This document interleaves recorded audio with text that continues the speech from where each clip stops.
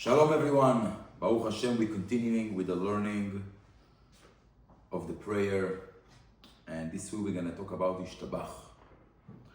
Yishtabach is actually a very special prayer that we don't know the source for that. You know, it's interesting, we all say it. Halachically, by the way, if you're coming late to shul or you're on rush, or you want to just say the main things in tefillah, so we know you say the blessings in the morning, the blessing on the Torah, and then right after you the Baruch Shamar, Ashrei Yishtabach. That's what people do. Baruch Shamar is the first blessing of the part of Tefillah we call Psukei de Zimra. It means psukim of singing to Hashem. It's praising Hashem. This is the part because you can't really go to the prayer asking God, things unless you first recognize that it's big and powerful and you praise Him as the way to do it. And it's also build up. By the time you come into Shmona Esrei, you're already in, very highest level of what's called Olam HaAtzilut.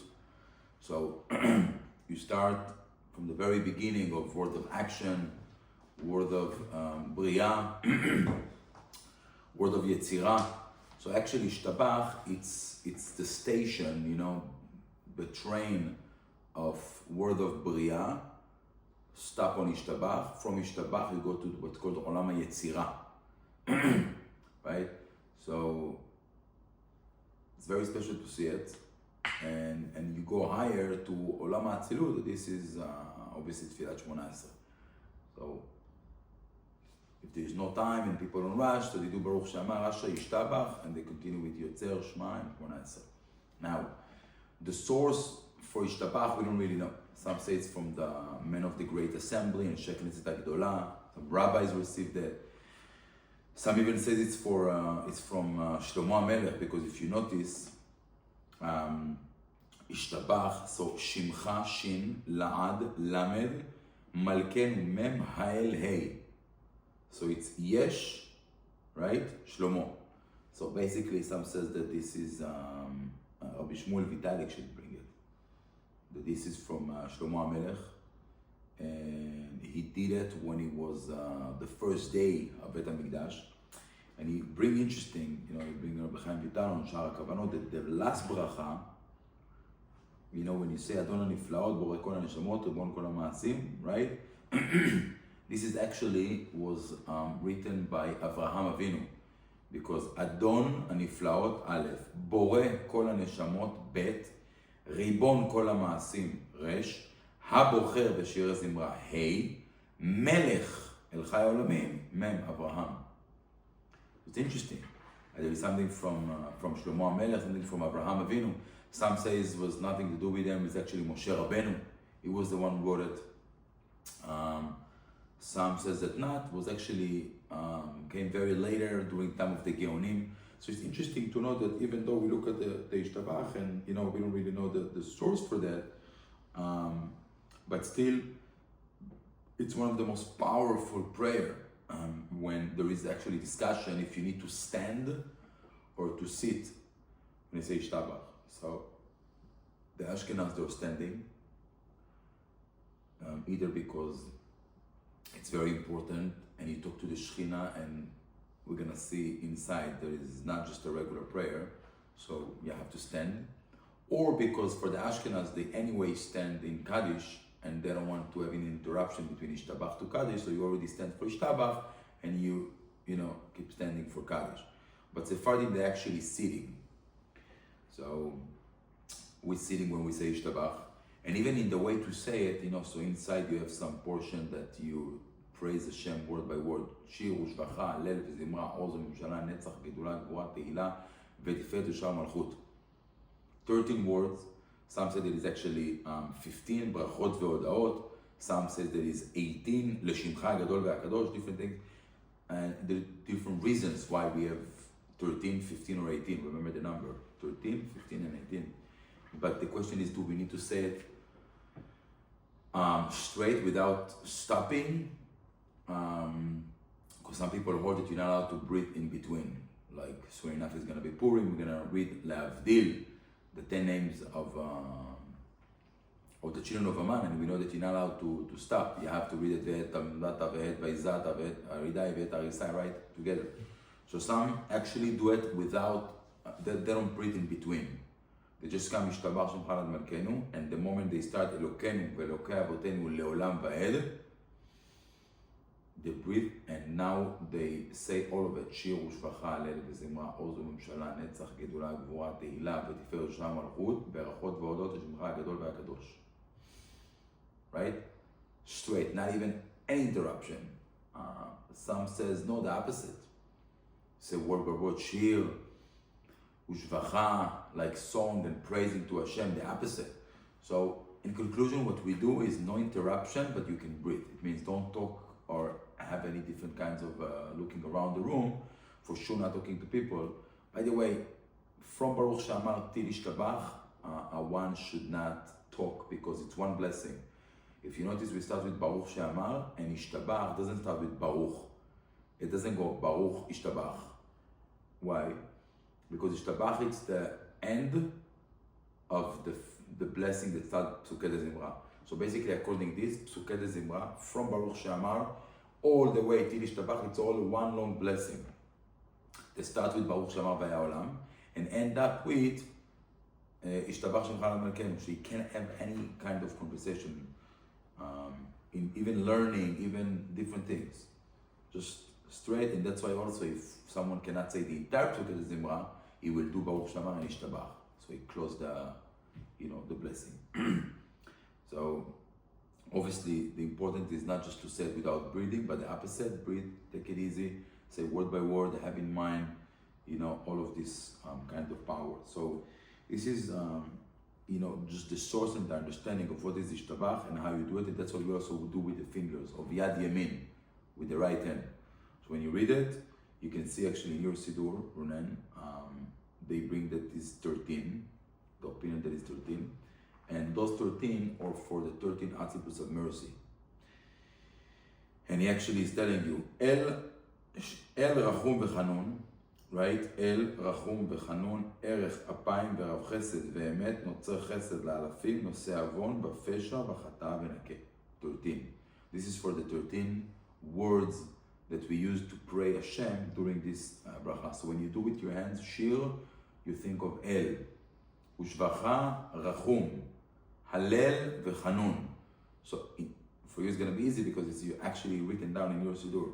So you can see it, the number and the attributes, the midah. Now those midot, or it's very important, is the midot that HaKadosh Baruch Hu revealed himself to Moshe Rabbeinu when he told them, I want to see you. Galek vod malchutcha. Like, areni na kevodecha. I want to see you. Moshe was begging Hashem. And Hashem told them, you cannot see me. Lo yireni adam v'chai. No one can see me and stay alive. It says, Panai lo yirau. It says, you can see my back. Achorai yirau. You can see my back. And Rashi explained that he saw the tefillin, the knot of tefillin, kesher shel tefillin. There is actually a song in yeshiva, we used to sing it. I think it's an Ashkenaz minhag, because I don't see it by Sephardi, but Ashkenaz to sing Anim Zmirot. Anim Zmirot, Anim Zmirot, Veshirim Me'er. Some of you heard it. But it's actually a nice tune. And over there is one paragraph we actually talk about the knot of tefillin that Hashem was showing to Moshe Rabbeinu. Kesher tefillin nera le'anav tmunat Hashem keneged enav. It means that Hashem was showing the kesher of tefillin to Moshe Rabbeinu, that is Anav, is the very humble person, and tmunat Hashem neged enav. He had the image of God in his face.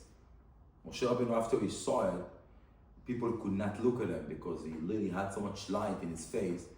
And Tmunat Hashem leneged enav, the image of God in front of his eyes, referred to both ways. Either Moshe was always looking and seeing God, right, in his imagination, in his visionary kind of ability to see his reality, but also that on his face people could see image of God. So work both ways. Usually it's together. If that's how you see Hashem, probably it's in your face. It's on your face. Like when someone is in love, right? You can tell, are you in love? You see it on his face. Someone is starving, you tell him, Are you starving? Someone is sad. You tell them, are you sad, right? You see those things. When someone is godly, you see it on his face. Are you godly? You see it like the image of God on his face.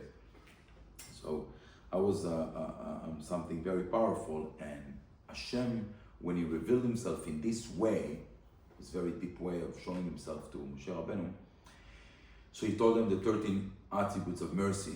Hashem, Hashem, El Rachum V'Chanon, Erech Apayim V'Chesed Melech Tzarech La'afim V'Sayam V'Fesha V'Hadav V'Nakeh. The pasuk continues, V'Nakeh V'Nakeh, Poked Amanavot, etc.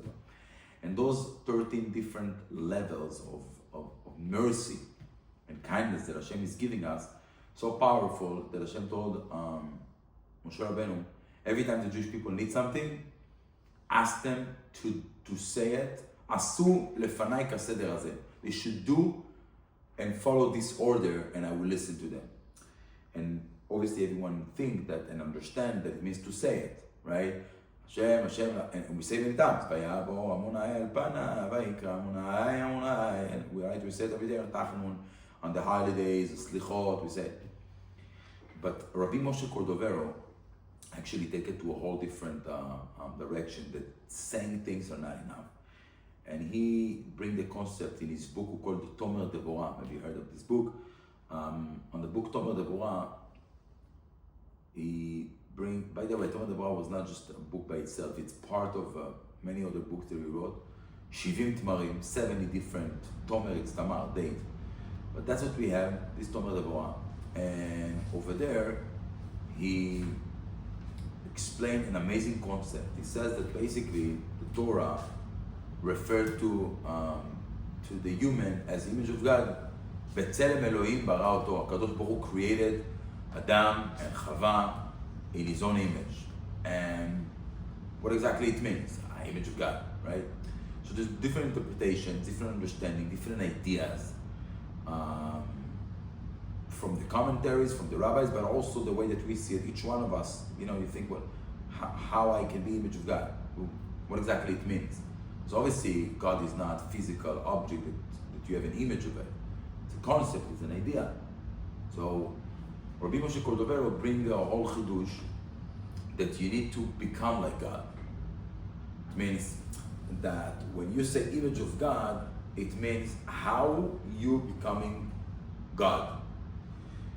Because this is the image. It's, sometimes we talk like about reputation. So the question is, what kind of image you're creating? Branding, marketing, right? How people look at you. What you show. So we're representing God. We are the kids of Hashem. So what is the image of Hashem? When people look at you, when they see someone who represents God. So you are the image of God, right? So how you represent God?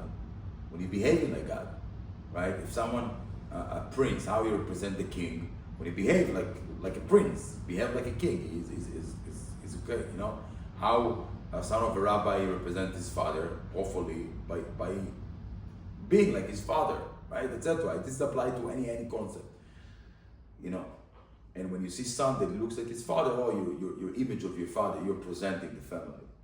So Rabbi Moshe Cordovero was living in Tzfat 500 years ago, during the time of the Holy Arizal, and Rabbi Chaim Vital, and the Al-Sheikh HaKadosh, beautiful times. And Rabbi Moshe Cordovero, he says the concept of called Mahu Rachum Afatar Rachum. Just like God is full of mercy and kindness and nice and wants to give, he's a giver, right? And full of energy and truth, and he's always about having patience and giving a second opportunity and another chance, right? We need to be the same. And the moment you're the same, so you become godly, and therefore you have no limits with whatever you want to achieve. So when the Torah says, "Asu lefanai kaseder hazeh," do like this, Do, says the Ramak, doesn't mean read it or pray it. That's one thing. Obviously, keep doing it. But there's another thing. Do it. Literally, do it. It means have patience. Be nice to people. Be kind. Have mercy. Be a giver. That's image of God. Mahu Rachum Afatar Rachum. In the entire book of Tomer Devorah, it's very interesting. It's not so. Maybe one day we're going to go over that. It's a small book. He explained you how everything, actually goes, Rahum, Chanun, what it means to be Rahum. For example, what's the difference between Rahum and Chanun? For example, Rahum it's mercy, right? Rachamim. What is Chanun? Chanun comes from the word Chanina. Chanina it's to pardon, you said? Pardon? Pardon. When the president pardons someone, right? Pardon, yeah. So in Hebrew it's called Chanina. He gave him Chanina. It means that Rahum is when you have mercy on someone and you attach to the situation, to the reality. Chanun has nothing to do with anything. The guy, he committed a crime, deserved a jail. But because you're president, you can do whatever you want, right? You can take him out of jail for no reason, just because he's your, is the father of your son-in-law. Why not? Can do whatever I want, right? So Chanun, it's giving without I feel bad about it, he deserves something, just because I can, and I will do it. So it's in a higher level than mercy, because mercy, you're having mercy based on the situation, right? You're not gonna have mercy of murder, right? Chanun is even a higher level. Even if the guy doesn't deserve it all, I can do it, so why not, right? So the way of us doing that is becoming like that. It can be with anything. It can be with wife, kids, friends, colleagues, partners, employees, anybody. Sometimes be a giver, be chanun. Don't be just imagine that you're the president and you can do whatever you want. So just do it. Don't be what I'm gonna get in return. Does the guy really deserve it? What's the mahalach? Should I do this? Should I do that? Just do it, just give it, Or another concept we call erech hapayim. Hapayim, it's referred to a charon af.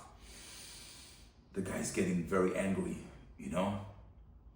And erech, it's to wait with it, to make the process longer. So basically it means to have patience, right? So when you read that and it says, okay, so if I want to be image of God, what should I do? Oh, I need to have patience, right? But how can I have patience? People make me crazy. How God have patience? If you were God, put yourself in the mindset of God. Someone do something. Why you have patience? He deserved the penalty. He deserved punishment. He deserved whatever he did, right? Boom, boom. Midah keneged midah. 1 + 1 = 2, right? Right away. So how come you can have patience? How come you can wait? How come it's okay? What's how things work? So obviously we cannot really think like that because we're not, but maybe I have an idea that you can't really affect God by the sins. God doesn't change, right? We're damaging ourselves. We're damaging the spiritual aspect of our life. Olamot elyonim. Different levels of Kabbalah and understanding of what's the damage when someone is committing a sin, when someone is doing the wrong thing, when someone doesn't follow the Torah, mitzvot, ma'asim tovim. This is in our reality, but God cannot change God. If you have source of light, le'avdil, but just to understand as an analogy, if you have a source of light and the light goes all the way to the wall, somebody can come and put something to block the light, or to put a screen and red so the light will be red, or green, or blue, or shape. So you're gonna see shapes on the wall, anything.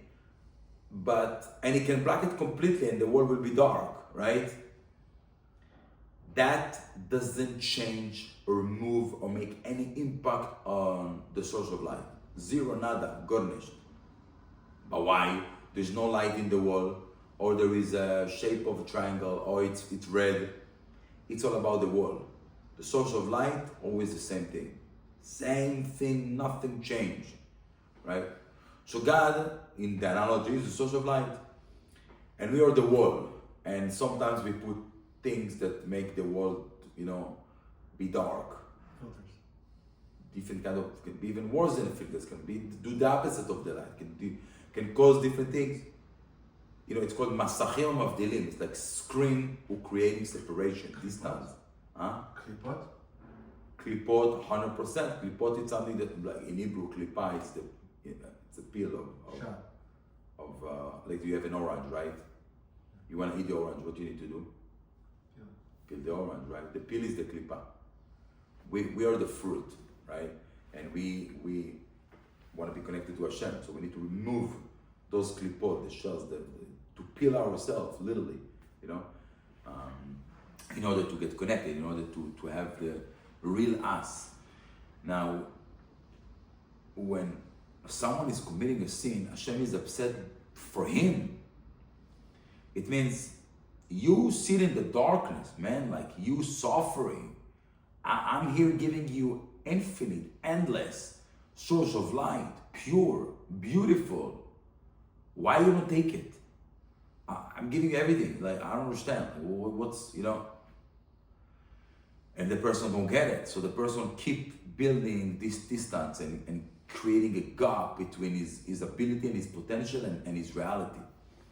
So who's losing? The person itself, not God.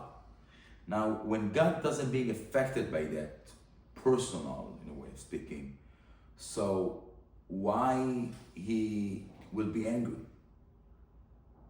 He's doing it for the person, not for himself. So therefore he can have patience because it doesn't really bother him for himself. It means that it's a little bit deep, but God cares for us. You know, Ramchal says at the beginning of Dat Evunot, Ramchal explained that we discussed about it, that everything he created is to do good, to give good. So it's for us. So that's why you can have patience. Why you can have patience? Because, you know, if I'm giving you water and he says, no, I don't want water, so don't. You know, who cares, right? And why I'm saying that? Because we're not really God, so that's not our mindset. But in a way, it needs to be our mindset. When someone bothering you, when someone is doing something, when you have expectations, you go crazy. And then we have, you know, anger issues. And we're freaked out and we're losing it. But if you really will be in a level that refer to situation, person, anything, doesn't affect you. Doesn't affect you. Your level of emunah with Hashem is very strong. You know, everything is for the best. So what's gonna change? So therefore you have patience, because we don't have patience when we have expectations. So I need it, and I need it now and right here, and give it to me. But when I don't need anything, and you cannot change me, and you cannot make an impact on me, bad one, good one, hopefully we're always gonna influence each other, but a bad influence, so I can have patience. So if a kid doesn't do the right thing, if I don't take it personal, if I take it personal, I'm getting upset. I don't understand, I'm giving you everything, that's how you behave, that's how you react, it's not fair, it's not this, you know. But if I have no expectations, and I don't do it for myself, I do it for the kid, so what's the problem? So the kid misbehaves, so what? Why I need to lose it, right? It's very difficult, but this is basically God's point of view. So he's erech hapayim because it's for you. So for your own benefits, now he needs to have more patience. And when he needs to be angry with you, he will be for your own benefit. When it's for you, it's much easier to control. Should I be angry? Should I have patience? But when it's all about us, we cannot have patience. We go crazy. So how you become godly? More patience. How you can have more patience? When whatever is happening doesn't make an impact on you, a negative one. How this is gonna happen? No expectations. How you have no expectations? When you're humble. You don't think that you're everything and you deserve everything and you're full of yourself. And how you humble? When you believe in Hashem. When you know everything is from Hashem, who am I? Right? So this is the source of everything. And Yishtabach Shimcha, it's emunah. Yishtabach Shimcha, it's God, you're everything. La'ad Avinu Malkeinu, our Father, our King, everything, forever and ever. When this is your mindset, you can relate to what Rabbi Moshe Cordovero talk about the 13 attributes of mercy, because you're there, you're like, you have patience and you have mercy and you're kind and you're nice and you're giver, and you don't just think, oh, what I'm gonna get from that. I have an opportunity, I have the ability, why not, right? Just because, you know, and it's interesting, today, Mr. President is actually here in Miami, and he spoke before very successful people, billionaires, about everything that is going on. And he also spoke about, the golf club in Doral, Trump Doral, talking about 700 acres, huge place. And it was interesting, but he said that, he just got approved by the city in Doral to build 15,000 units. Imagine. It's like a dream of developers, And he says, but why I'm gonna do it as the president? It's the most stupid thing. Like, I'm just gonna keep the 700 acres of the best golf club in the United States of America. Just because the city gave me, approved my, the zoning or the plan. And it was funny that when you're president, you understand that you're at a different level. And you have the luxury not to use 15,000 units because you don't need it. And I believe the message that we're trying to tell the people is, you guys are leaders. You cannot have the mindset of the people that are not leaders, don't have the potential. Because when you become like them, you're not really using your potential. And forget about this specific example. I'm not a real estate guy, so I don't know what's the right decision to keep it as a golf club or units. But the concept is that if you're president, you have different mindset. If you're a leader, if you have a company with 5,000, 10,000, 20,000 employees, and they get salaries from you, you cannot think like that. You're a giver. You're an influencer. So you have to have this mindset. And when we pray, when we say those things, we're basically trying to be image of God. So you have to get the right mindset before you go to Shema and Shmonai. So you have to stop everything and say, okay, I just have to look at the Zimra. How I feel about it. What is Yishtabach Shimcha Malkenu? What's going to be the conclusion of this Sukkot Zimra? And it's so important because this is, as we says, like the stop before you go to the next word, the next level. So that's why it's so important. And when you say those words, according to Ramak, Rabbi Moshe Cordovero at least, this is something that really change not just the way you see life, but who you are. You become a whole different person. Like Moshe Rabbeinu, when that's what happened, his face was like full of light, right? So when you go inside the words, and we're gonna do it now after we understand a little bit how powerful is this prayer. So you start with Yishtabach. Yishtabach actually starts with Yuchin. What is Yuchin? Yes. Yesh. Yesh, it means our existing. God created everything, yesh me'ayin. Everything from nothing. I like to say sometimes as a philosophy kinds of joke that the opposite. He created nothing from everything. People think, he created everything from nothing. It's the opposite. He created nothing. This world is nothing. Goodness meant goodness. There's nothing here. It's a fake reality full of illusion. He created nothing from everything because he's everything. And he eliminated himself. He basically moved himself a little bit to the side, in a way of speaking, so that tzimtzum, right? To create this bubble. But this bubble is nothing. This bubble is what? It's illusion, right? It's, I think therefore I am. It's a thought. It's not even a physical thing. So basically the way that I see it is the opposite. He created nothing from everything, right? But anyway, we call our world, whatever we have, we call it our existing. So it's called yesh, right? Yesh is existing. Actually, the proper translation to I think therefore I am, in Hebrew, from the French philosopher René Descartes, and he had this doubt, maybe nothing exists, but then he said, wait a minute, but who is thinking that? Somebody is asking those questions. So that, whatever, that is not even a person maybe, but thinking, so that for sure exists, right? And that's how he built up his theory. And in Hebrew, many people translate to Ani choshev mashma ani kayam. Means I think, right, therefore I am. But the actual translation is Ani choshev mashma ani yesh. It means I think, so I exist. It's not so therefore I am here. No, I am not here. And it's not I am. Because there is no I and there is no I am and there is no here. There's only exist. That's the only thing you can prove, right? So yesh, it's referred to everything. And the pasuk says, le'anchil ohavei yesh. Hashem will give to those who love Him, yesh, He will give Him a real existing.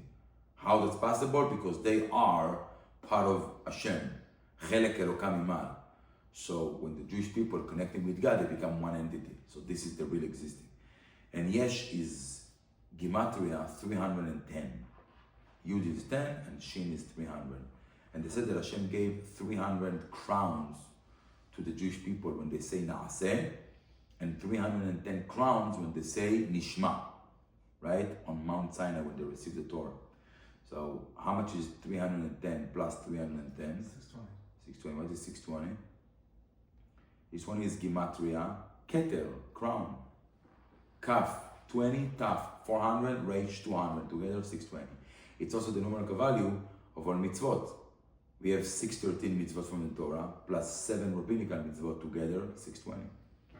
620 also, it's the amount of letters that we have on the Ten Commandments, from the beginning of Anochi Hashem Elokecha, all the way, Lo Tachmod V'chol Asher Lere'echa, from the Aleph to the Chaf, you have exactly 620 letters. Very powerful. And we have 172 words that refer to Yaakov. Yaakov Yud is the 10 Commandments. And Ayin Kuf Bet, 172 is the 172 words that we have in the 10 Commandments. So we start Yishtabach with Yesh. It means Yish, you say Yishtabach, you already, boom, you exist. You connect yourself to Hashem. You already have the crown. You're in the next level. You're now on Har Sinai talking to Hashem. You know, this is like Yishtabach. And then we continue, Shimcha. What is Shimcha? Shimcha is the name of Hashem. But there is two names of Hashem. Because now there is a name that is not complete. Right? And there is a name in the future that will be complete. It's called V'aya bayom ha'u yeh Hashem echad u'shmo echad. The name of God and God Himself will be one. But now it's not one. Why it's not one? Because name, it's how those who use the name call you, right? If I call you Reuven, your name is Reuven, you know, right? That's how I call you. So your name in my eyes, it's Reuven. So how we call Hashem? How we naming Hashem? Or in other words, what's the meaning of Hashem for us? Naming and meaning, it's a word game, and it's actually in Hebrew. Name, it's the root for the meaning, because name in Hebrew is Shem, and meaning in Hebrew is Mashma'ut. So Shem is the root of the word Mashma'ut, right? So when you name Hashem, you put meaning. So you say Elokim, Gvura, judgment, you know, limits. You say Avaya, Rachmim, you know, infinite, openness, kindness, giving, right? You have these kinds of names that give you different meaning. So Shimcha, we actually says Shimcha La'ad. We're using your name that's going to be forever and ever. So it's not just the name that the way that we see it, it's your real name that we will find out later. So it's like a higher connection.